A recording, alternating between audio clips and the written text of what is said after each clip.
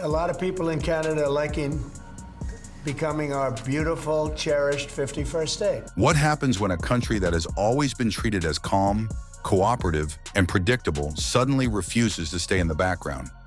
What happens when a neighbor long taken for granted stops playing the role of junior partner and begins operating as an equal? That question is no longer theoretical. The United States is now experiencing the answer firsthand. For decades, Washington viewed Canada as a friendly and reliable energy supplier.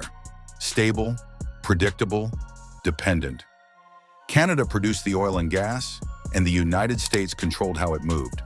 Pipelines, ports, logistics networks, and regulatory systems all remained under American authority. Canada supplied the energy, but the power over where it flowed and who benefited rested firmly in Washington. And in geopolitics, control is everything. That era, however, is ending. What is unfolding today is not loud or dramatic. There were no speeches, no announcements, no public confrontations. Instead, the shift began quietly, with a single LNG tanker leaving a little-noticed port in British Columbia. One ship, one departure. Easy to ignore. But that tanker carried more than natural gas. It carried a strategic message. For the first time, Canadian liquefied natural gas crossed the Pacific directly to Asia without passing through a single U.S. pipeline, terminal, or regulatory checkpoint. No Houston, no Panama Canal, no American oversight. Canada had just bypassed the gatekeeper. The shipment reached Asia in roughly 10 days.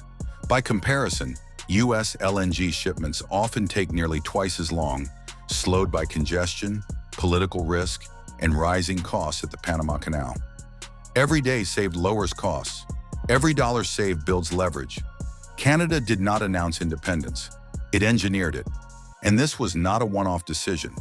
This moment marked the launch of LNG Canada, the largest private investment project in Canadian history, valued at roughly $40 billion. Backed by global energy giants, the project was never just about selling gas.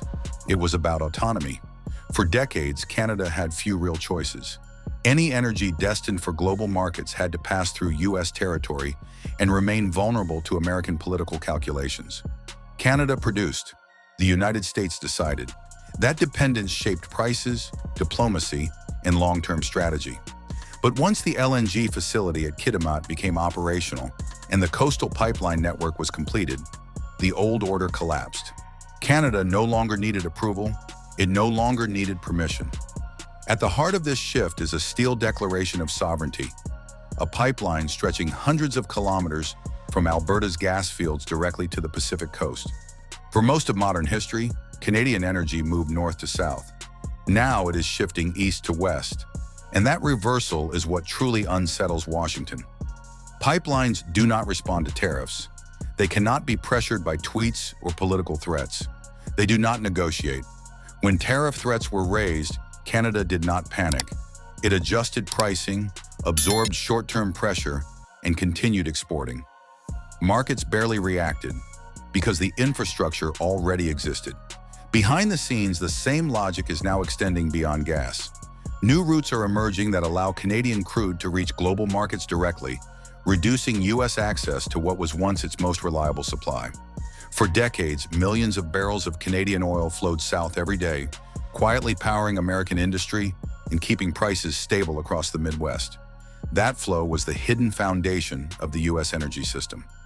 Now that foundation is no longer guaranteed. Canada has not shut valves. It has not cut supply. It has simply removed dependence, and once dependence disappears, leverage disappears with it. This is not a trade dispute.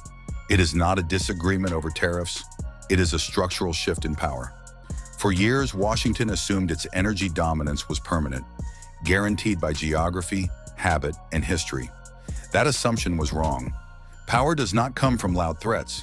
It comes from controlling exits. Right now, Canada controls its exits. Asia is no longer a backup option. The Pacific is no longer a barrier, and tariffs are no longer a deterrent.